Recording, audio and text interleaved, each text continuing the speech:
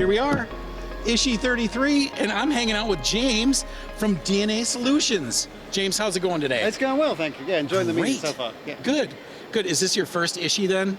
No, this is, I think 6 for me. 6 ISHIs, Yeah. all right. And are they just getting better and better and better? They are. COVID was kind of, Yeah. that was a sad year. But That was apart a from little that, down. yeah, Yeah, definitely better. straight up from there. All right, so what did you bring with you here from DNA Solutions? So, like we have a booth here. So we have 3 of Okay. my CEOs here.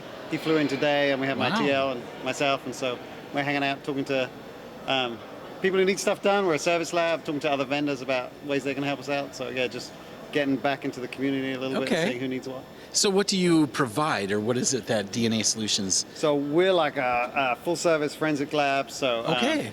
sexual assault kit work, Okay. difficult samples. We're really good on like skeletal remains or touch DNA. So yeah, anything that, a regular crime lab would want, but want someone else to do. So if they want Okay. it quick, if they want it, if they Okay. need something like next week, we can do rush stuff that often crime labs can't do. So.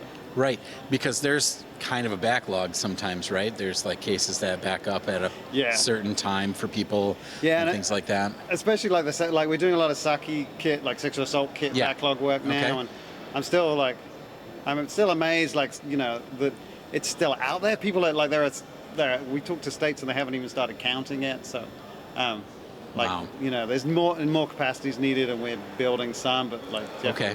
generally we need more capacity. So you guys are not bored over there at DNA Solutions. You've got plenty to do. We have plenty to do. We always and we're trying to hire, and that's always fun. And so Yeah. we're trying to expand. So yeah, people out there need jobs. We have jobs open. Yeah. Okay, that's good. Go to our Shameless website. plug, man. Go for Yeah. it. Get a job at DNA Solutions. So you are doing the work in there, processing samples and whatnot. Are you using other companies' chemistries? Like, do you Sure. have a certain one that you always use, or are you using So our whatever you can? our lab is mostly Promega so we have a relationship testing side too. Okay. And so our relationship side testing is almost all like 5C and 6C Promega. For the outsource work, we use whatever the crime lab happens to use. Normally Oh. they're only comfortable reviewing the data that they understand. So if they're using investigatory fullplex, then we use that. If they want us to, whatever quant kit they ask us to use, we'll use. Okay. So yeah, we generally follow whatever they're happy with. And I think we have everything online now. Like we have all the major kits online. We don't have a Spectrum yet, but that might be coming in online sometime soon. Yeah, that sounds like a great idea Yeah. to have one of those. So your technicians are well versed in using all of those. Right. Yeah, we have to. Sample We have kits. to. That's all impressive. Those, Okay. All those are QA, and they're not always so keen because it means they have to take proficiency tests in all the Yes. systems. But no, we like to have everything available like you Yep. might want. So.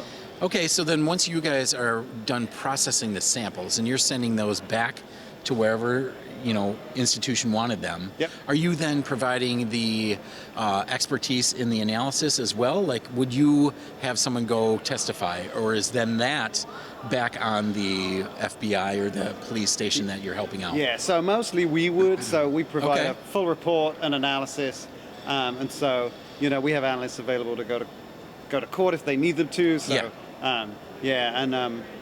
the one thing we don't normally do is normally their CODIS administrator will be reviewing them to upload. Okay. So we'll provide them the report and all the background data they need to do that. So yeah, hopefully solve a crime. Yeah, hopefully solve a crime. Yeah. I'm sure you've probably solved some crimes. That's probably happened. Sure. And then do you get to find out, what the final answers are? Either clearing somebody of a crime or convicting somebody of a crime or matching, We missing like it when we persons. don't always, and we like it when we do. The ones we don't always know are so we send and they get a CODIS hit, but we don't always know what the eventual outcome is unless it goes to court. And so those are different. Sometimes the perpetrators died, or the case stalls at that point, and we don't find out. Right. But we have some individual special cases that we work more closely with detectives and we always know for those. So those are always really nice. Yeah. And they call and tell us their outcome, because they're always really excited too to get to the end. So we have we had a detective we worked. He always called it his doorway case. Okay. So it's a case he'd worked for years and they'd never been solved, and he kept it in a box by his door so that he would occasionally like stumble across it because he didn't want to forget. Like, and so this was a 20-year-old like serial sexual assault case that like finally solved a couple of years ago. And was that the perpetrator still around? Were He they was, still yeah. alive? Yeah, he was still alive. Oh yeah. my gosh. So, yeah. He's that one hasn't. Yeah, I think he's due in court this year, so that's I can't say anything. Like I can't say where it is or anything. But yeah. But look at that. That's really gratifying. That's very gratifying. Yes, and I've noticed that everyone that I've had up here and I've talked to, they're talking about this close-knit community of people in forensics, right? So you probably know many people from many of these booths, and you're using either their kits or they're helping you or you're helping them, and all of that. So I feel like. Or I'm wondering, how do you feel about ISHI and these kind of conferences? It's like we really enjoy it, and actually I've enjoyed this year. So like seeing people like the DNA Doe project who aren't like actually like they're not really vendors in the sense of they're selling something, but they're like part of this community and like and a not-for-profits. Like it's exciting seeing people like that starting to come too. Yeah, like enjoy it. So if you had an extremely difficult case, would you employ DNA Doe? I mean, do you guys go take it the next level? Like if you can't figure it out, where do you go? So the one thing we don't do is like whole genome sequencing. Okay. So we have labs we like work with to outsource whole genome sequencing because I think that's a trend in the community right now. Is you often need a team. Not everybody has everything you need, like all in the same spot. So like you're like who's got the best expertise in like skeletal remains extraction, and then who's doing whole genome sequencing, or like who's doing rootless hair work, and so you put all these pieces together, and so that's been nice to see. Yeah, to come to that final conclusion and really help people in the world. That's nice. That's very good. So at your booth, have you been getting a lot of traffic? Has it been a good year for making connections? Actually, funny thing, one thing I was just talking to someone about this. One of the things we always like about ISHI is like booth traffic's not as heavy as some of the other meetings. Okay. But all the people are relatively serious. Yes. So like you go to some of the other meetings, there are lots of students. So you get lots of people looking for jobs or taking pens or looking for candy. Yeah. But ISHI, the people who come to ISHI tend to be like if they're coming to see you, it's because they're like they're serious people who want something done or like have a great product or something. Yeah. So it's good for that. Yeah, that's very interesting. So do you feel like your company has been to ISHI how many times?